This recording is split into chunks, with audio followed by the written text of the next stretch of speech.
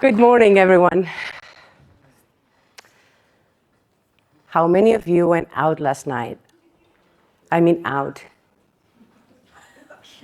I can see that corner. I just want to say, I saw Instagram this morning. I'm so impressed by some of your adaptive capacity. I went to bed at 11:30 and I'm exhausted. My innate cannot do what your innate can do. So thank you for being here, honestly. This is going to be very interesting. First of all, I want to apologize because my English is not my first language, so sometimes I curse. And bad words don't sound as bad in Spanish as in English, so is it okay? Yeah. Good. And second of all, yesterday was a really good day for me. I'm Spanish, and it ended up with a glass and a half of wine. For a Spaniard, it's nothing, but for me, it's a lot because I'm not a big drinker. But I was sitting with David, Siri, and Andreas, so it's nothing, but for me, it's a lot. So I went to bed after probably 1 hour, one of those really, really good cries. But the day started with Andrew, thank you. You started it. I don't know if I'm Mother Gordon or Ramsey Teresa. I'll tell you what Ramsey Teresa means for me. But then David Fletcher, Deirdre, I don't know the order, but Deirdre, Tom, this thing starts building up, and then Andreas, and then it finishes with David. And then I look at the mirror and it's like, what are you going to do? And the answer was, ditch your PowerPoint. I'm ditching my PowerPoint. Sorry for the translators. By the way, Travis, I thought you had written this, and you said yesterday was AI. My heart broke. So I'm not going to change the topic. I want to speak about retention, which I think is the key. But last night, with my teary eyes, I wrote a couple of notes. I'm not going to use this. I'm still talking about this, but I have no clue what's going to happen. So I'm using Fran. I was like, can you tell me when I've been talking for 20 minutes so that I know? I'm halfway through because I have no clue what's going to happen. And Andreas, I need you to remind me if I don't use the C2 examples. Like, Anna, you're forgetting about the C2 example, okay? Because I need you to tell me right now if it's okay to ditch my presentation. You accept the consequences. Yeah? See? Yeah? Good. So retention. And I wrote, I'm happy to be here. Good. So 5 years ago, I got really pissed. Andrew, this is where Ramsey Teresa comes in. I totally think that I'm Mother Teresa. But the feedback that I get from people is you're totally Gordon Ramsay. In my heart, I feel like, oh my God, like I hate confrontation. I'm such a sweetheart. And people are like, no, your tone, like, dude, like, you're bad. Really? That's Ramsey Teresa? Like, I don't know. So do you know who Kennedy is, right? Like the, niece? No, like the guy version of niece? Nephew, thank you. Nephew of JFK, right? Nowadays very famous. He has a really good friend. He's a pediatrician from New York. He actually used to teach at the ICPA. His name is Palevsky. Anybody has heard of him? No? That's fine. He used to teach for chiropractors. He's a really good friend of mine. So he calls me January 2020.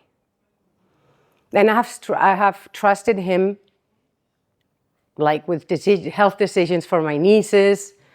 And he calls me for an hour and a half. This is January.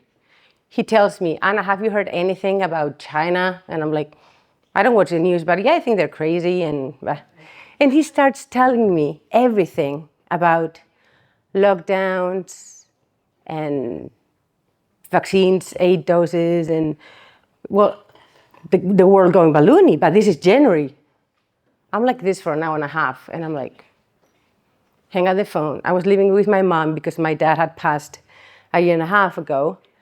And I'm like, Larry is crazy. You don't think that can be true, right? And then everything happened. And then in 2021, that's when I went through what I called a desert. I was pissed for 3 months at the world. That's where my Gordon Ramsay came in. I wanted to kill half the people. If vaccines didn't do it, I wanted to do it, right? I was really pissed. And then I had a transformation happen in me. And then I made my choice, which I would never tell anybody what to do. But my thing was, I'm going to love anybody despite their decision. But it was a very personal choice. And so that was like a boom, aha moment for me. But during lockdown, because I was very pissed, I worked a lot. We do that.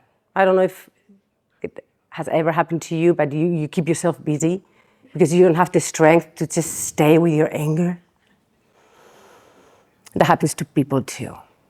So I worked a lot to the point that my mouse and my computer lost batteries 3 times in 7 weeks. I'm not kidding. I'm not buy a cable mouse. That was another lesson. But so I ended up supporting a lot of chiropractors through lockdown. In Spain it was 7 weeks. And I emailed my patients weekly.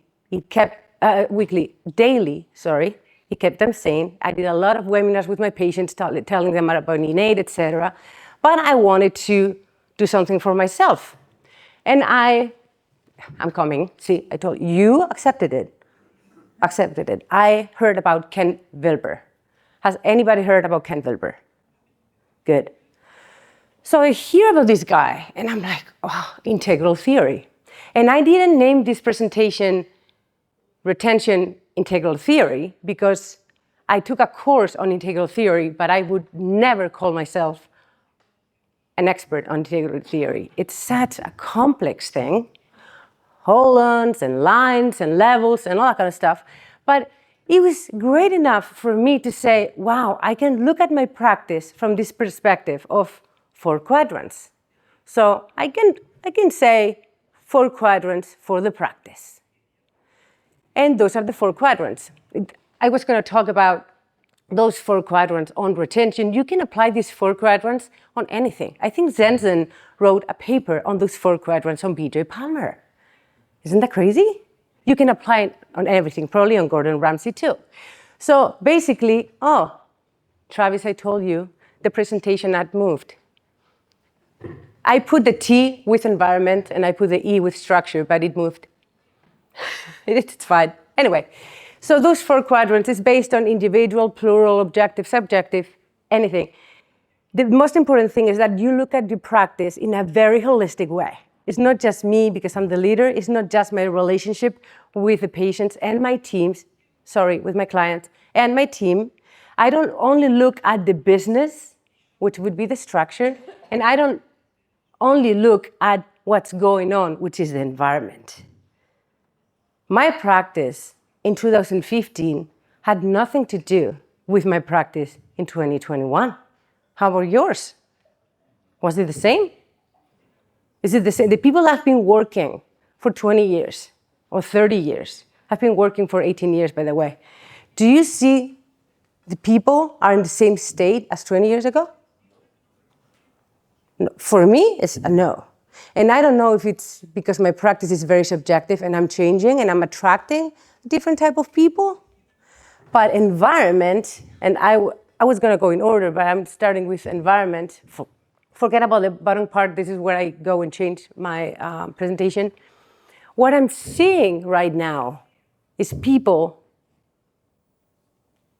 going balloony. People are suffering. They don't even know they're suffering. They are covering it up. They are so disconnected, and I mean disconnected from interoception, like their own bodies, and they're suffering so much from what's going on that they just go like, I don't want to know. It's all about how I'm feeling, either physically or emotionally, and has nothing to do with what's really going on with this function. I'll give you an example. David cannot be feeling very well right now. It's impossible, David. Are you feeling good? You're really? He's lying. He cannot be feeling very well right now. But if his innate is doing the right thing, which is just trying to create constructive forces towards all these destructive things he did last night, he's adapting. That's function. Congratulations, David. But it has nothing to do with how he's feeling today. And nowadays, we just have to adapt to crazy shit. Physically, chemically, mentally, spiritually, everything. And what I'm seeing in the practice, and this is why I changed the presentation, because I wanted to give you my understanding of what I've changed in these last 5 years in practice. And I'll give you examples, is that people want what we have more than ever. Damaris told me, it's like, oh, in every single seminar for the last 20 years is the best time. But truthfully, for me, is the best time. And I've been practicing 18 years. So I got pissed 5 years ago, but 2 years ago, guess what happens? Anybody knows about the situation in Spain? So we have this huge lobby of the PTs supported by the big pharma trying to remove chiropractic from the scene. So I get sued by the PT department 2 years ago, not because I used symptoms, not because I said I treated the symptoms. I had a definition of a subluxation on my website. And they sued me for practicing a healthcare profession without a license because we are not regulated. This is where it could go, by the way. And I'm like, what am I going to do? They want to close my office. Thank God the healthcare department in Spain knows that's bullshit, and I'm still waiting. But I couldn't use the word health, the word subluxation. So, I'm going to use things that a PT would never use. Innate intelligence, universal. I'm going to go all in. I was already going in, but now I'm going to go all in. Talk about retention and attracting the people that I really want. The only problem is that I hadn't really talked about adjustment. So the people came to the practice, they called us like, I don't know what you do, but I want what you do. Truly, yeah. So structure is one of the quadrants where you actually, is the business, right? So protocols, first visit, report of findings, blah, blah, blah. And you have these little fears, like what if PT comes into the practice and like somebody said yesterday, I don't remember. I was pissed with every single speaker because they were pushing me to ditch my presentation, so I don't remember who you were. But somebody said they don't come into the practice saying, I want my innate to flow through my nervous system freely. Well, in my practice either.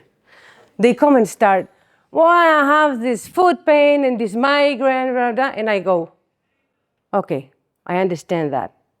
And trust me, I know what pain is like, but have you ever heard about chiropractic? And they go, no. Do you, and this question is for you guys, do you know that in my beautiful country I'm very proud of, they're trying to destroy, but I'm very proud of being a Spaniard. There was like a light power outage like a few months ago, you know? Great, we're doing great for hours, right? I'm very happy that it happened because now I can understand this great analogy. You can use Spain, but say that there are good Spaniards out there, okay? Not everybody is like our government, okay?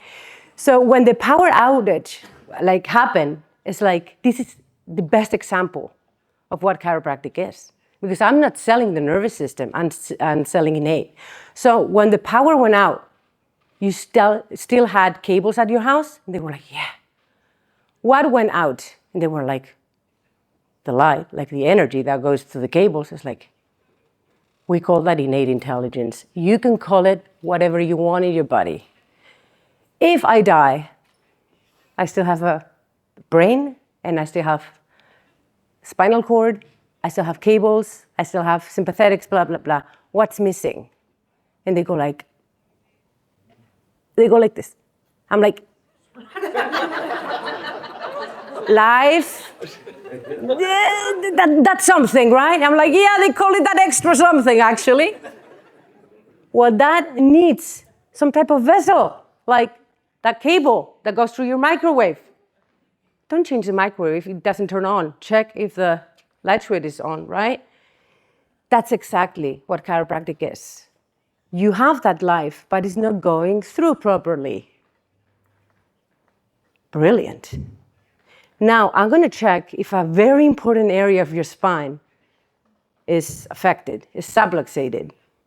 Because you know, this is where they become like me last night, teary-eyed, nowadays. I used to see that 20% of the time. I guarantee you now it's 80 or 90% of the time if you have actually connected. And this is my talent. I connect with people. It can be a 15-year-old, a 50-year-old, or an 80-year-old. I sit down and I go, shoulder, knee. Can you imagine you have like a crack in your living room? That sucks, right? But it's coming from the bottom of your house.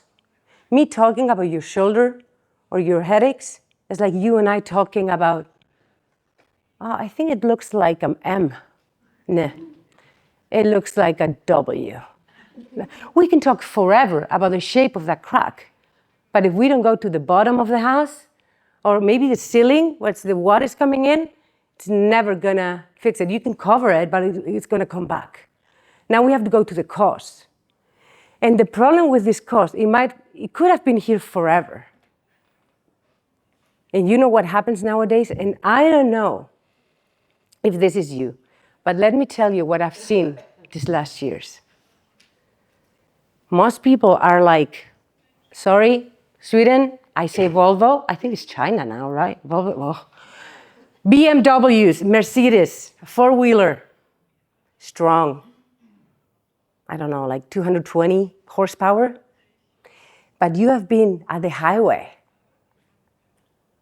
In Spain it's 120. In Germany it's like 200 kilometers per hour. Fourth gear. What happens? I don't know about cars that much, guys. It breaks. You have been pushing and pushing. And it depends on the person. And you looks like a very strong person. So you can make it more. I can give 10 more kilometers, maybe 15. But at some point, it breaks. You know what I do?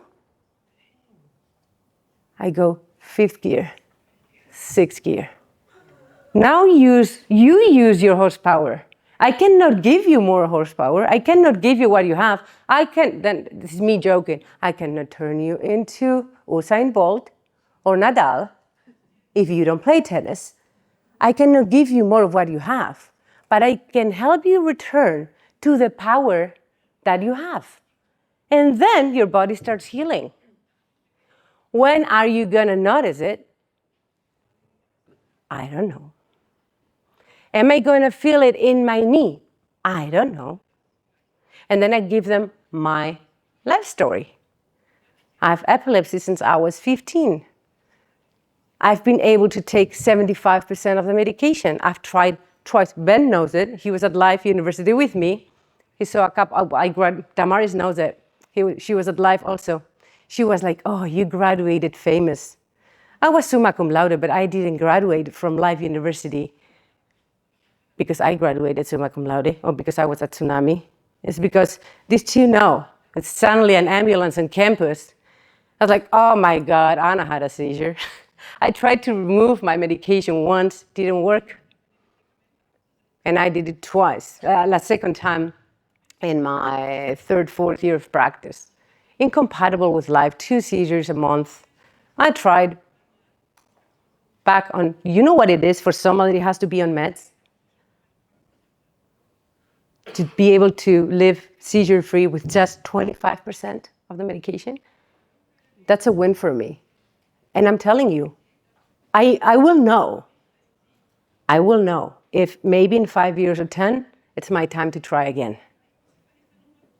I will know. And then in my second year of practice, building my second practice, because I grew quite hard, and sorry, I know a lot of people know this. But since a lot of people didn't, thank you, I'm halfway through. Really? Whew. 630 kilos fell on this knee. Did you see me limp? I was doing the build out of my second practice. And they were like glass panels. Each panel was 90 kilos, and there were 7 of them against the wall. And I was with the graphic designer, checking how many glass panels had my logo on it. And we started checking like this, like, yes, no, yes, no. The 4th one, everything starts moving. I don't think that was Mother Teresa, but I went to my uncle, he was a graphic designer. Move, I push him, this is just instinct, and they fall. Obviously, I don't know, it's 630, right? 630 kilos. I'm not that retarded. And they fall right here, right below the patella. And my knee goes. For ligaments, you know anatomy. It's very different to tell you than to tell my patients. The 4 ligaments, broken. The fascia, both biceps, the popliteal, part of the quads, and both menisci get detached from the tibial plateau. I look at my CA. We were starting the shift in 30 minutes at the other office. I look at her and I go, maybe you should start calling the patients. This was a Thursday. On Friday, I had class at the BCC. It's like, I don't think I'm teaching, but I was joining Live University in 2 weeks. It's like, don't cancel my Barcelona flight. Don't cancel Atlanta just yet. 2 weeks. I'm like, I had no clue what I had. But it took a while to lift the glass panels. When they did, it's like, Anna, move. I moved. This moved, but my feet didn't. Like I had to lift my leg with my pants. And then I asked my CA, can you kick my head? Because I cannot take the pain. When I went to the hospital, when I woke up it took 45 minutes for the MDs. I don't know why we want to be MDs. The first diagnosis was possible tibial fracture. Because they took an x-ray. There was no broken bones. It was all soft tissue. But I was yelling like a maniac. So it took them the morphine, fentanyl, nothing was helping me. And I had such a big sprain that I couldn't see my pinky. And I was holding to the nurse and to the doctor. And I was like, look at my pinky. I'm letting you move my ankle. It looks like it's hurting. Can you please don't touch my knee? It's really hurting bad. It was my peroneal nerve had moved and it was just hurting really bad. I was like, please don't touch anything. The 4th doctor was a trauma orthopedic surgeon. When he came, he was like, please sedate this girl. The knee is dislocated. And I was like, thank you. 45 minutes of me yelling, but telling the nurse, please don't break my pants. They're my favorite pants. Me on fentanyl, morphine, whatever, which is really good, by the way. So I wake up from being sedated. I look at my dad. He was a medical doctor, a cardiologist, very humanistic, by the way, and very holistic for being a medical doctor. I was like, Anna, what have you done? Very typical sentence in my house. And I'm like, I don't know. It's like, you have to stay at the hospital. And my sentence was, I'm a chiropractor. I don't stay in hospitals. Retarded answer. But the first thing I did was call my Juan Alonso. The old timers know Juan Alonso, right? The upper cervical guy in my town. He came. Do you think he adjusted my knee? Do you think he adjusted me? He checked me. He came every day to see if I needed my atlas adjusted. He didn't adjust me because I was hurting more. It wasn't an outside-in natural event. It was an inside-out. And I got adjusted when I needed to. And I had one of my biggest, most amazing moments of my life. Probably the nurses and the MDs didn't think so, but I did. So the accident was Thursday. They had to give me so much anti-inflammatories because they couldn't do any surgery. It was like, pfft, right? My brother is a radiologist. He looks at the MRI and tells my mom she's never going to walk again. They didn't tell me. Good. Good, because that way you don't think that. Like, I trust my brother, right? So Saturday night, my dad, as a medical doctor, he always used to say, never go to the ER on a Saturday. Because the young doctors at the hospital, right? The old ones, the good ones are never there doing shifts. So 3 a.m, I wake up, I'm on drugs, morphine, like, pfft. I wake up and I have this aha moment. I'm the only person at this hospital that knows innate is on the job, that I'm at the base place because I need surgeons, but that I'm healing. And I start crying, and look, I'm tsunami, right? They saw it yesterday. I don't cry like, I go like, and I start hyperventilating. So my roommate starts like, oh my God, she's dying. And I have like 3 nurses, and like, what's going on? Like for minutes. And at some point I'm like, I'm so grateful. And like, what? The MD was like, you woke me up because you are grateful? So everybody leaves. And the nurse goes like, I don't know if I should give you like some sedative or a hug. It was like, I want a hug. And we got a hug. I don't know how many patients I got from the hospital. This looks very nice, but true, it was like this. But it took me 1 year of daily rehab to walk again. Everything was broken. This is no joke. But what do you think it got me, like, the kind of education that I was doing in practice? Structure, reporter findings. Do you think I tell them what's going to happen? No. What I tell them is like, my job is not to adjust you. My job is to keep you adjusted. So I give you a frequency that I think is what you need to keep your primaries adjusted. This is like a plant analogy time. I'm analogy woman. What makes a plant grow? The 10 seconds that I'm watering you, like watering the plant? Or the fact that the soil has water all the time? Right? And they go like, huh? They go, huh? But they're gonna need it. They're gonna need to be repeated that for like forever. Because when they are hurting, they want to be watered again. Andreas, I'm remembering the story. So one day, like, it was pre-COVID, he freaked out in COVID and never came back. There's this doctorate in chemistry. So I'm very scientific. I'm like, good on you. He's a primary C2. I still remember because it's one of the few toggles that you do from behind. That sounds really bad, but you know, very C2, entire segment left. One day he comes and says, oh, I feel great when you do this adjustment. I'm like, of course. I do it when you need it. It's like, can you do it today? I'm like, no, you're not in pattern. And I'm like, but I want you to do it. The same way I asked you. Do you accept the consequences? I'm like, what do you mean? I was like, well, as a professional, I accept the consequences of me adjusting when there's a subluxation. But do you accept the consequences of me adjusting or putting a force into a vertebra that doesn't need an adjustment? He went like that. I was like, what could happen? He's like, I don't know. And he's like, okay, do what you think they need to do. It's like, okay, I'll do that. He became very prima donna, so I did as well. I don't talk like this, Andrew? I'm not like that in practice. I'm very, honestly, very Mother Teresa. But that's, I used to hate revaluations. Who hates revals?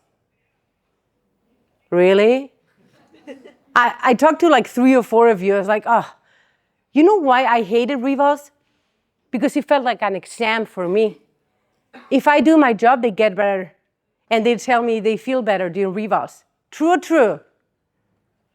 Oh my God, you're either asleep or you feel like you have to, okay, you don't have to tell me the truth.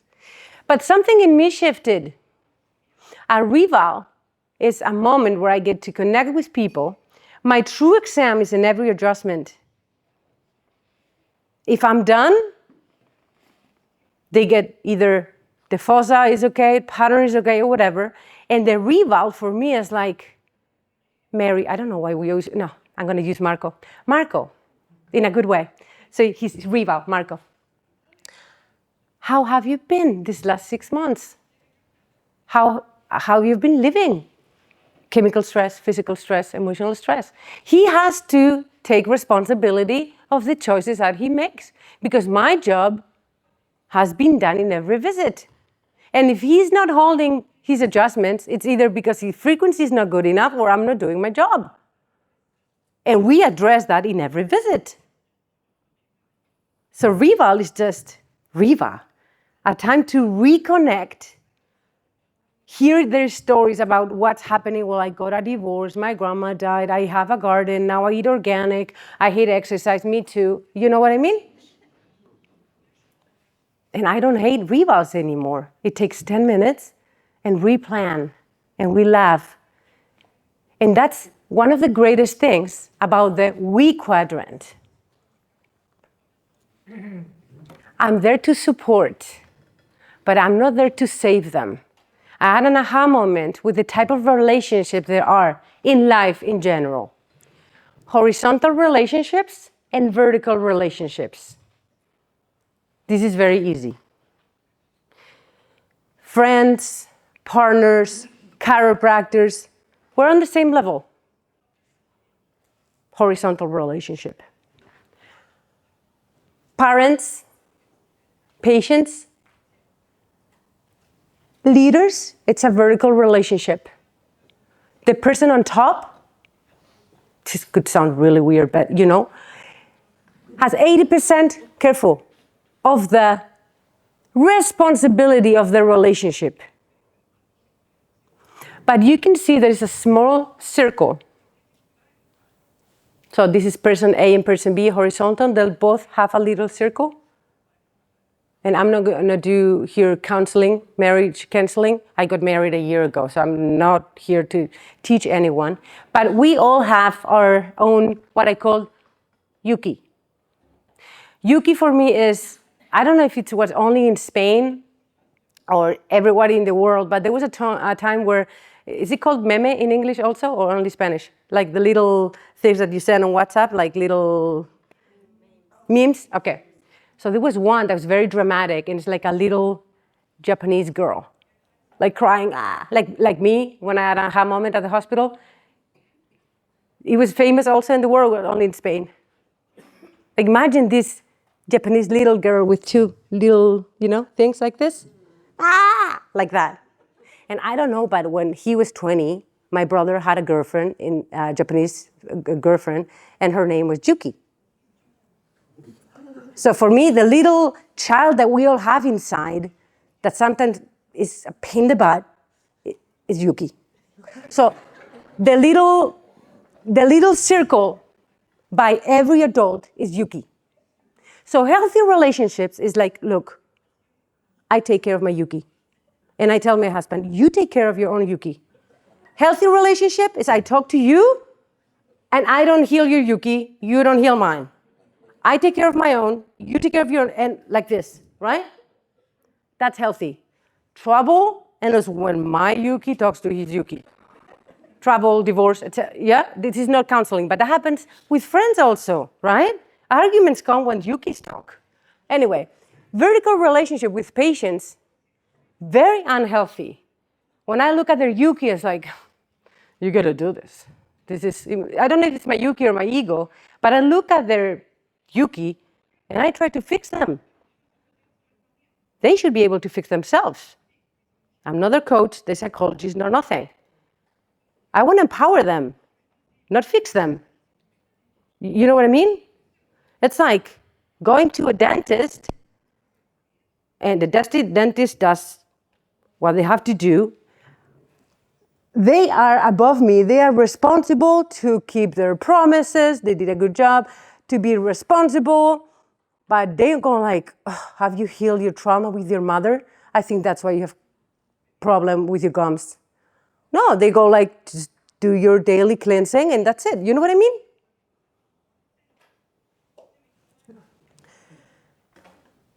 So I'm not here to save anyone. I'm here to support their journey. And sometimes they come into their practice, the three, who did the 3 type of patients?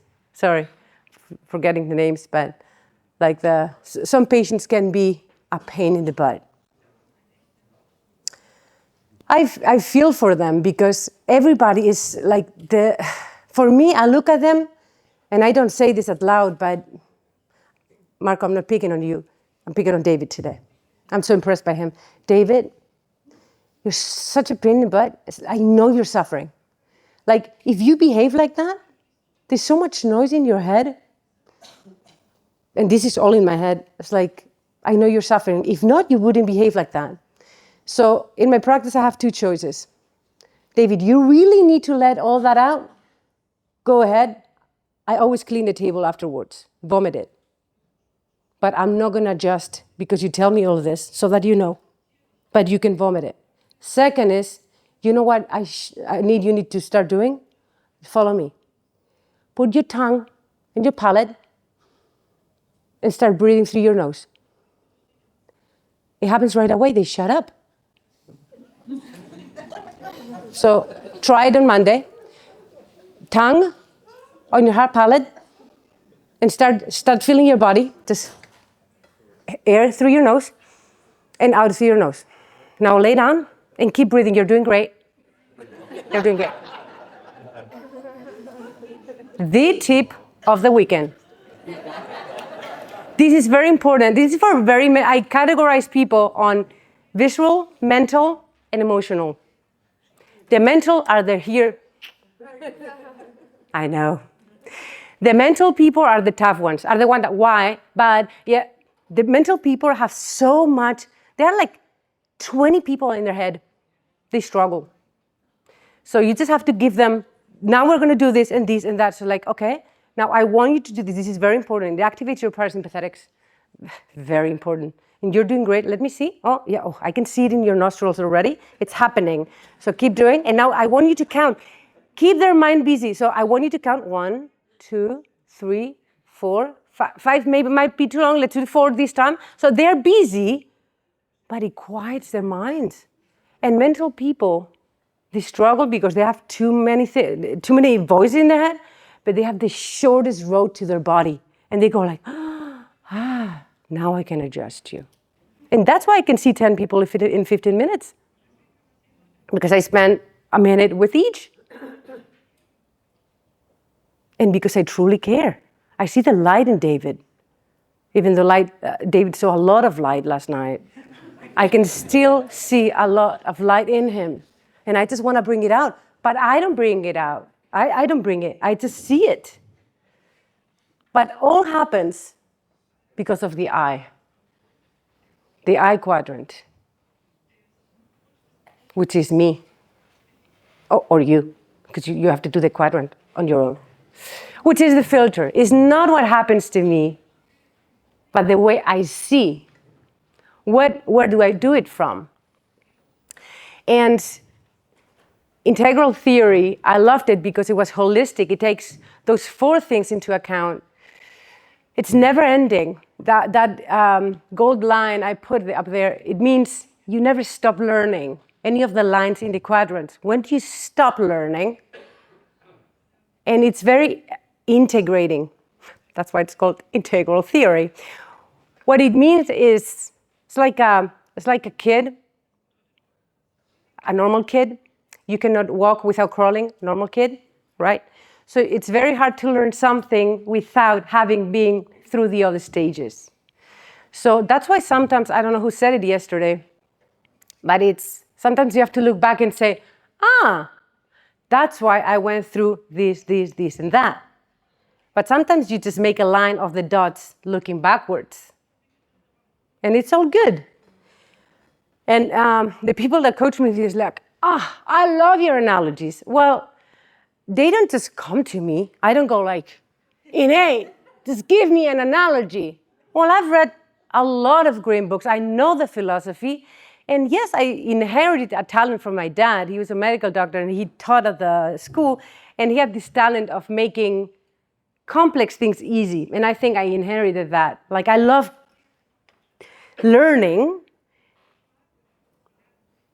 and taking the complex stuff. It's like, how can I explain this in an easier way? And I love that. But there is something, I missed this really important pointer's not working. So on the right says states and levels. And that's something that I think, at least it used to happen to me in my first 10 years of chiropractic.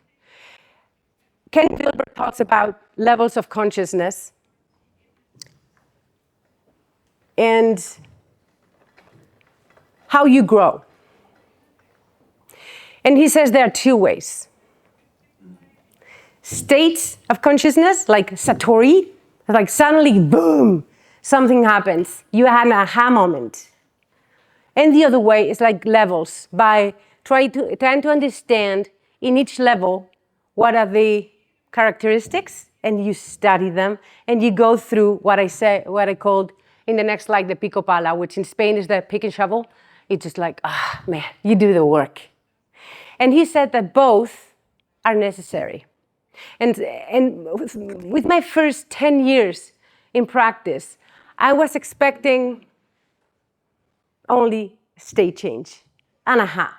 Especially you go to a seminar and you're waiting, you're like, man, that tongue thing is going to change my practice. Well, I wish it did, but you need the levels. You need to learn. It's like you have to go through primary school and secondary school and this, and you have to learn. It takes time.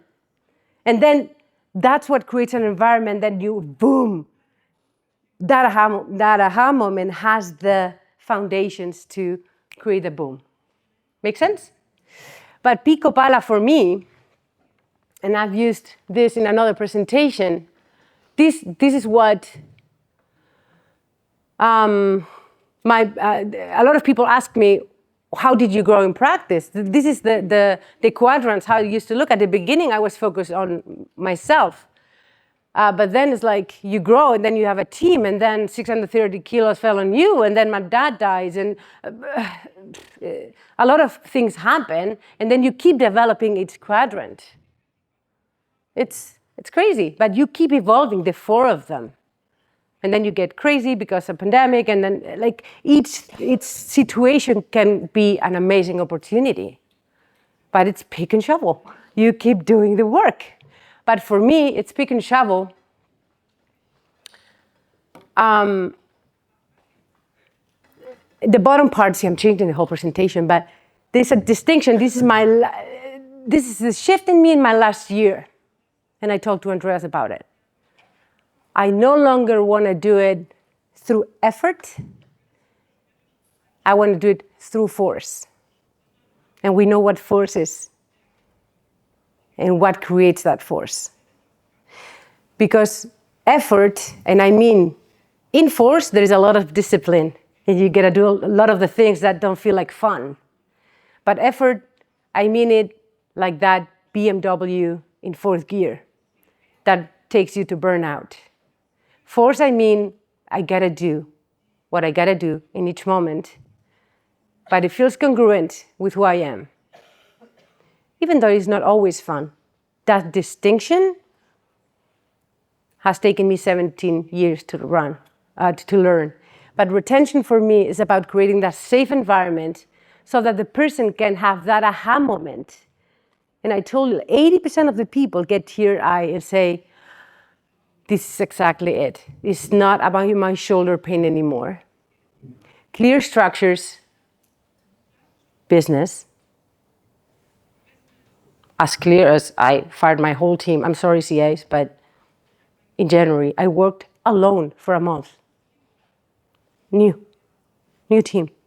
Because my structures, like, are you on board or you're not? Best week a month ago in 17 years. Authentic relationships. I see you and you're struggling. Pygmalion effect. I know you can make the choices.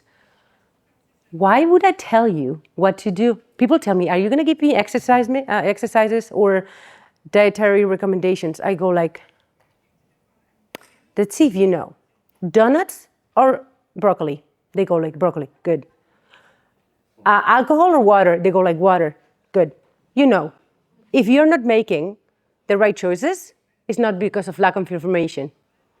It's because you might be so stressed or so disconnected. There's a huge resistance to do the right thing. I'm here to support you and create a safe environment so that you make the right choices for yourself.